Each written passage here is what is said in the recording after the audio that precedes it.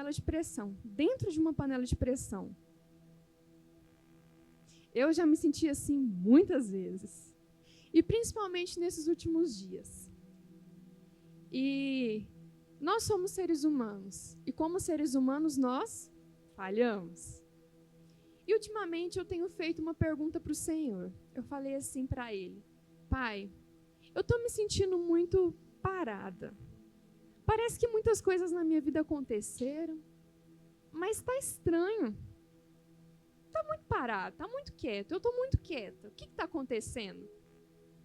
E eu entrei dentro dessa panela de pressão, dentro da minha cabeça, falando com o Senhor. E o Senhor me trouxe uma palavra que se chama o aperfeiçoamento. E quando eu lembro dessa palavra aperfeiçoamento, eu lembrei de algo. E existe sempre algo em nós que precisa ser aperfeiçoado. Pode estar bom, mas que precisa melhorar um pouquinho ainda.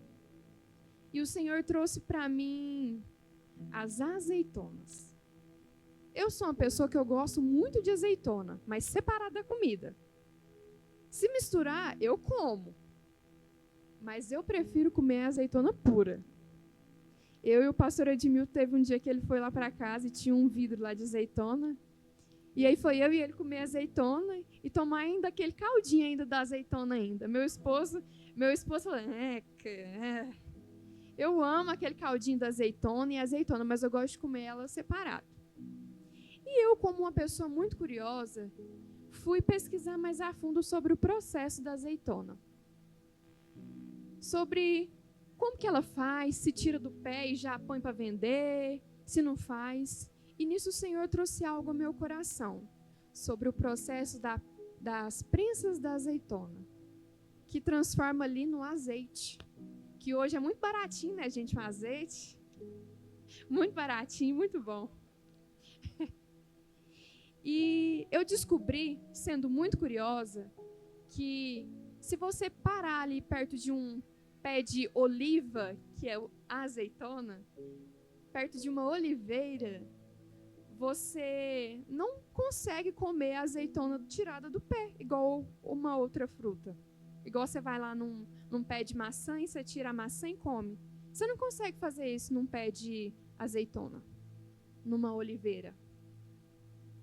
Porque a azeitona, ela precisa de um processo que deixa ela naquele vidrinho lá, como é que é o nome daquilo lá, em conserva, para você poder consumir. Porque ela é tão amarga, mas tão amarga, mas tão amarga, que mesmo ela no tempo certo de ser tirada, se você comer ela, você não vai aguentar o tanto que ela é amarga. Então você não pode consumir ela. E eu não sabia disso. Para mim, você podia pegar ali e comer. E eu pesquisei, hoje tem vários vídeos de pessoa pegando a azeitona e comendo e falando que é horrível, que não dá, não desce, não dá para você comer ela. Depois você seja curioso, já que vocês falaram aí que é, e pesquisa. E nisso o Senhor foi falando algo ao meu coração. E hoje eu quero fazer uma pergunta para você aí, para a gente começar essa mensagem.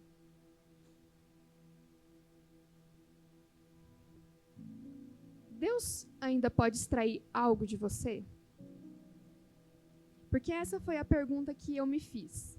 Nesse tempo que eu estou aí sobre pressão, uma pressão comigo mesmo, eu perguntei para o Senhor, eu falei, Pai, o Senhor ainda pode extrair algo de mim que ainda eu não consegui fazer, algo que eu não consegui fazer, algo que eu não sei que eu sei fazer bem, mas que o Senhor pode tirar ali de mim? E eu fiquei com essa pergunta dentro de mim. E a resposta é sim. Deus ainda pode extrair algo de nós, porque Ele é Deus. Ele é o nosso Criador. E nós ainda não sabemos que... Nós ainda não conhecemos a gente assim para falar assim, nossa, isso aqui eu nunca vou fazer isso. Não. Às vezes você só ainda não fez para saber que você pode fazer. Mas o Senhor, Ele me trouxe uma outra pergunta, depois que eu fiz essa. Será que eu estou disposto? Será que eu estou disposta para que ele extraia algo novo de mim? Porque o novo, ele traz para nós muitas dúvidas. Medo, às vezes, incertezas. Mas será que eu estou disponível, apesar de tudo isso que gera, para que Deus extraia algo novo de mim? E aí, o Senhor me trouxe sobre a nossa missão. Nós temos uma missão nessa igreja. Você sabe qual que é? Será que alguém pode me falar qual que é? Isso. Transformar pessoas comuns em verdadeiros discípulos de Jesus. E para que essa missão seja muito bem executada, nós temos algumas ferramentas que nos ajudam a ganhar novas pessoas, a cuidar das pessoas, através das nossas células, através do nosso relacionamento com as pessoas, através do discipulado. E tudo isso nos ajuda a concluir essa missão. E como nós temos feito isso diariamente? Ganhar novas pessoas e transformar elas em verdadeiros discípulos de Jesus, para isso nós precisamos estar sempre dispostos, para que o Senhor esteja sempre extraindo de nós o melhor. E o melhor não é o meu melhor, porque o nosso melhor a gente dá diariamente. Quando você vai abraçar alguém, quando você vai sorrir para alguém ali na portaria, ou na sua cela, está recebendo um convidado, você dá o seu melhor. Mas existe um melhor que está dentro de você, que o Senhor ele quer extrair. E é sobre isso que nós vamos falar aqui. O Senhor ele irá extrair de nós o melhor. E esse melhor, ele fala sobre a prensa das azeitonas. E até Jesus passou por esse processo no Getsêmani. Você sabia disso? Então vamos ler lá em Lucas 22, do 39 ao 46. Como de costume, Jesus foi para o Monte das Oliveiras, e os seus discípulos o seguiram.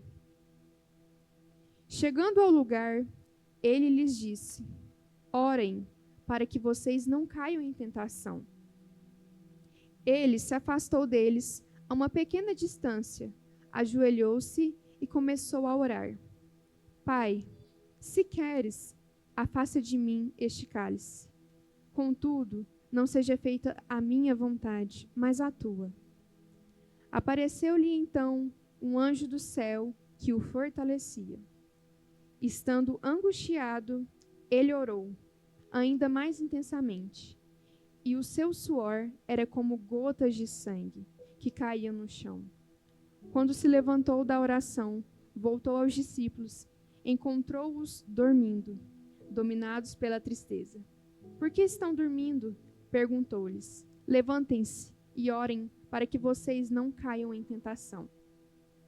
Esse texto nós vamos encontrar ele também em Mateus 26 e Marcos 14. O Getsêmani tem origem em aramaico e significa prensa do azeite.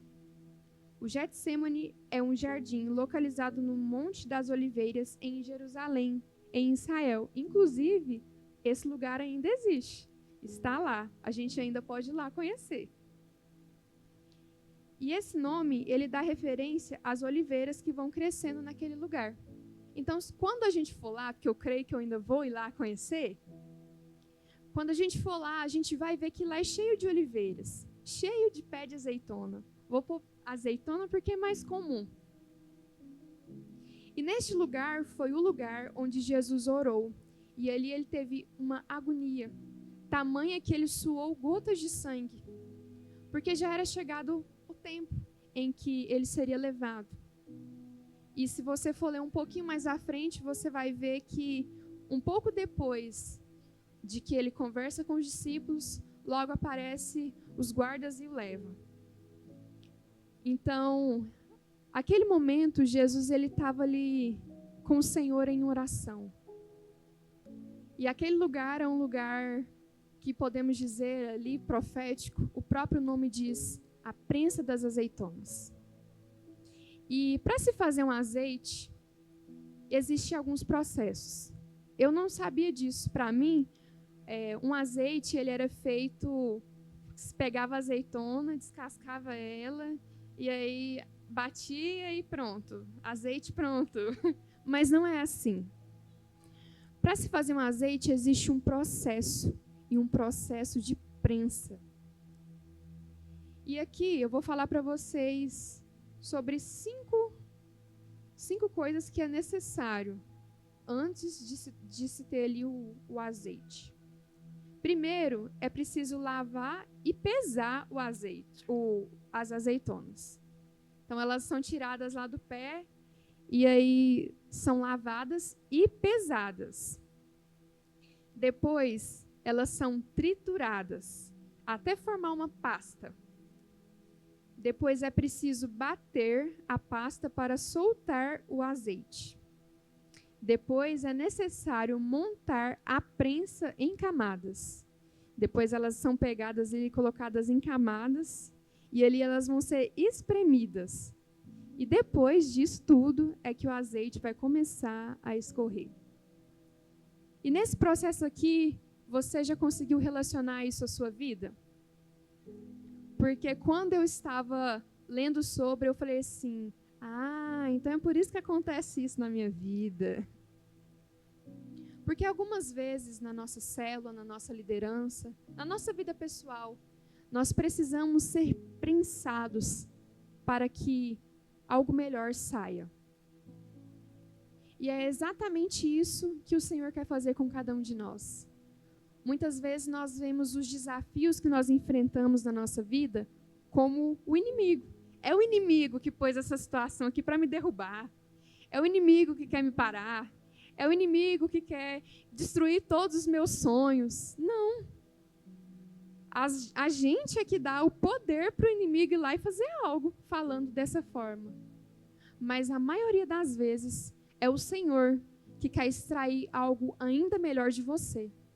E para isso, Ele não vai conseguir extrair algo melhor de você só ali, meu filho, vem cá. Isso não extrai algo melhor de você. Isso não tira algo bom de você. E para isso Ele usa algumas situações que vai nos prensar, que vai ali gerar em nós dor, assim como Jesus teve, para que algo bom saia de nós. E nesse processo da prensa das azeitonas, sai ali o primeiro óleo. E o primeiro é o mais puro e o mais caro. E ele na Bíblia é usado no sacerdote. E ele, que é o primeiro, era sempre entregue para o Senhor. O segundo, porque prensa mais um pouquinho, ele era usado com as pessoas. Usado na medicina, para cicatrizar machucado. Usado na alimentação, na comida, que é esse que a gente tem em casa. E o terceiro era usado nas lamparinas. E ainda tem um quarto ainda que era usado para sabão e essas outras coisas. Então, a azeitona ela passava ali por muitos processos para que se extraísse ali o azeite. Então, ela passava por um processo que extraía o azeite mais puro. Depois, ela passava por um pouquinho mais de prensa e extraía o outro azeite. E assim ia, até que ficasse só aquele bagaço dela, que também é utilizado para outras coisas.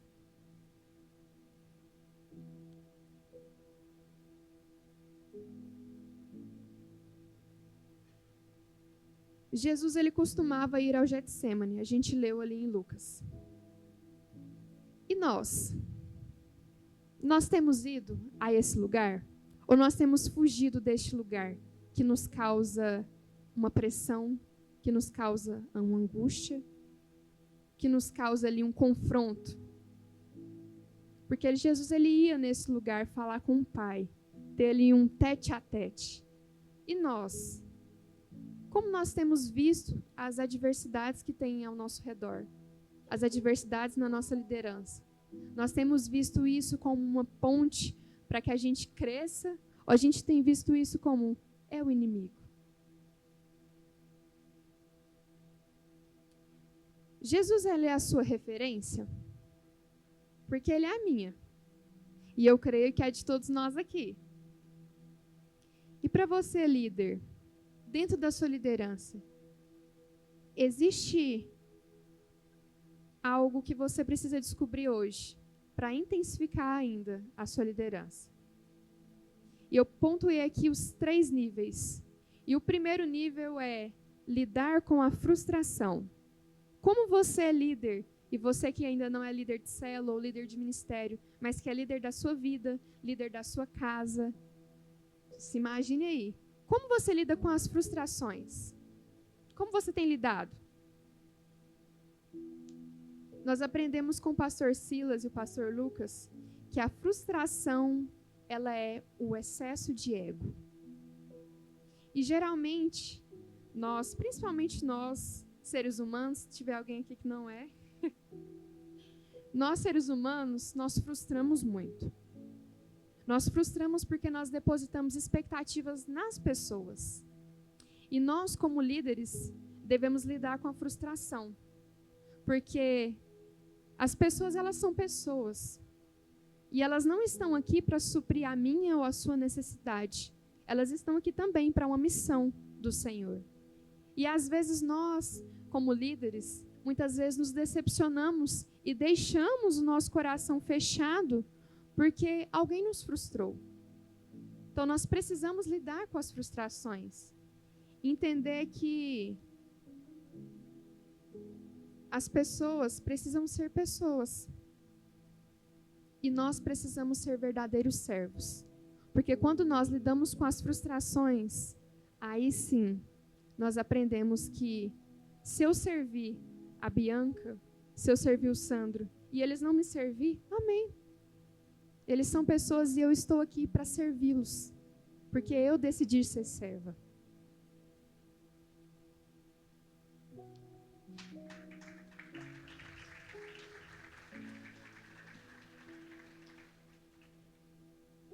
E o segundo é, permita ser corrigido. Alguém aqui gosta de ser corrigido?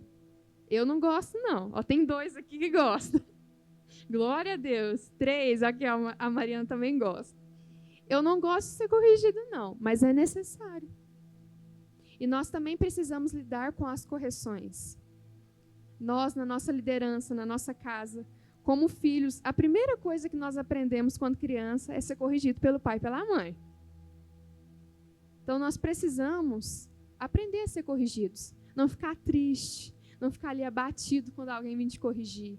Mas entender que isso faz parte para o seu crescimento. Que às vezes aquela pessoa que está te corrigindo, não é porque ela quer, não. Que eu, quando vou corrigir meu filho, mesmo pequeno, eu preciso corrigir ele. Eu não corrijo ele porque eu quero. Eu corrijo ele porque se eu deixar ele fazer tudo que ele quer, vai dar errado. Então, todas as vezes que alguém te corrigir, não é porque essa pessoa quer o seu mal. Não é porque o seu pastor quer ver você triste. Não, é porque ele sabe que você consegue ser melhor. Você consegue ser melhor do que você foi hoje. E por isso ele te corrige.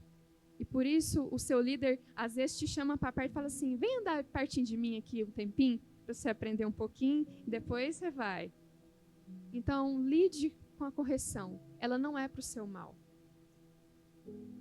Pois só é corrigido aquele que está fazendo algo. Então, se você está sendo corrigido, glória a Deus, é porque você tem feito algo. E esse algo que você está fazendo precisa ser aperfeiçoado. Por isso você está sendo corrigido. E o terceiro e último ponto para a gente finalizar, eu coloquei aqui, ame. O amor não importa com méritos, o amor importa-se com pessoas. E ainda coloquei aqui em aspas, não seja o chato, faça com intensidade. Porque às vezes a gente quer ser aquele chato que cobra das pessoas, você precisa amar, você precisa amar, você precisa amar, você precisa amar. Mas e nós? Nós estamos amando verdadeiramente? E quando eu falo de ame verdadeiramente, é Ame sem ficar ali achando que o amor, ele é apenas um sentimento. Ame sem achar que, o amor é um abraço que eu dou. Não, isso é uma forma de amar também. Mas isso não define o amor. O amor, ele é em atitudes, principalmente em atitudes, é em decisões que tomamos. Então, não seja o chato. Ame você, não cobre o irmão de amar, não. Ame você. E quando eu faço esses 3 pontos, eu lido bem com as frustrações, eu permito ser corrigido e eu amo. O que acontece? O que é extraído de mim? Quando eu permito que isso aconteça, que Deus extraia isso de mim, eu me torno verdadeiramente servo. Por escolha, por decisão. 2 Timóteo 2:24 vai dizer: ao servo do Senhor não convém brigar, mas sim ser amável para com todos, apto para ensinar e paciente. Quem é o servo? Aquele que decidiu servir.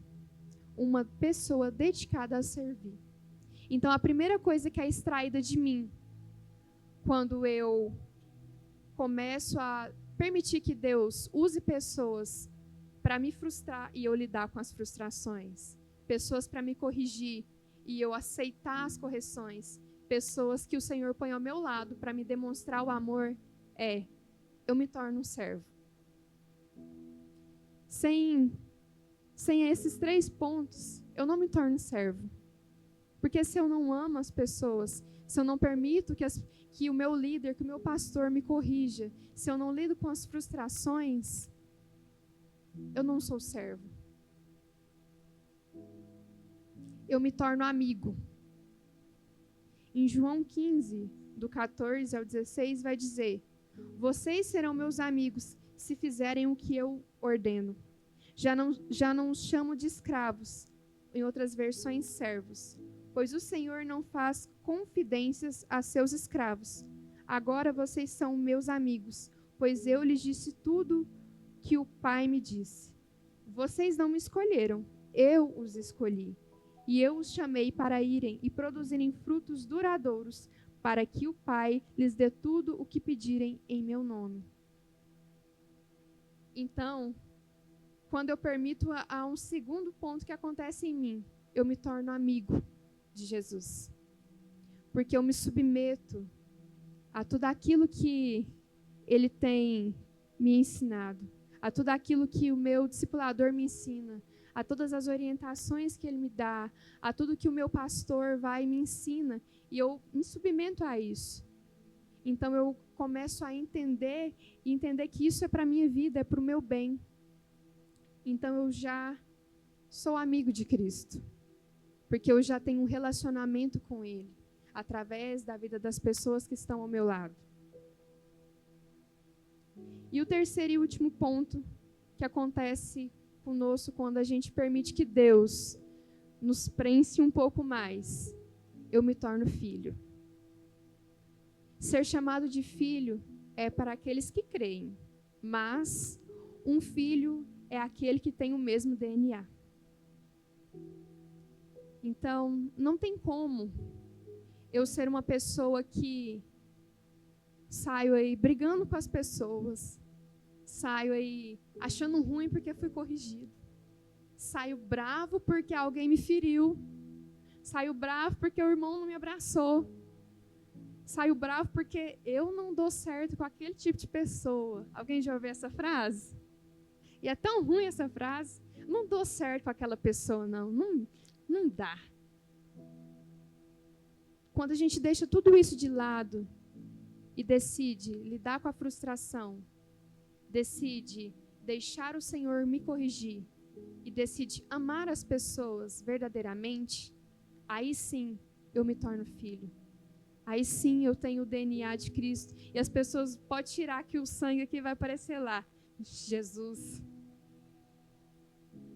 Então é sobre isso. Que nós possamos sair daqui hoje refletindo sobre nós. Refletindo como tem sido as frustrações na nossa vida. Como nós temos lidado com as situações, com as correções, como nós temos lidado com as pessoas que estão lá fora, como eu tenho lidado com aquele irmão da minha célula que pisa no meu calo. Como que eu tenho lidado com essas pessoas? Porque isso tudo não é o inimigo. Não, isso é o Senhor querendo te capacitar, querendo extrair de você algo ainda melhor, querendo fazer de você a cada vez mais um discípulo. E que hoje você possa sair daqui e dormir pensando: agora sim eu entendo porque eu tenho passado por tanta coisa. Agora sim eu entendo porque eu tenho estado dentro de uma panela de pressão e parece que vai explodir a qualquer momento. Mas calma, não vai explodir não. É só o Senhor extraindo algo melhor de você. Porque existe dentro de você algo melhor e que Ele quer extrair.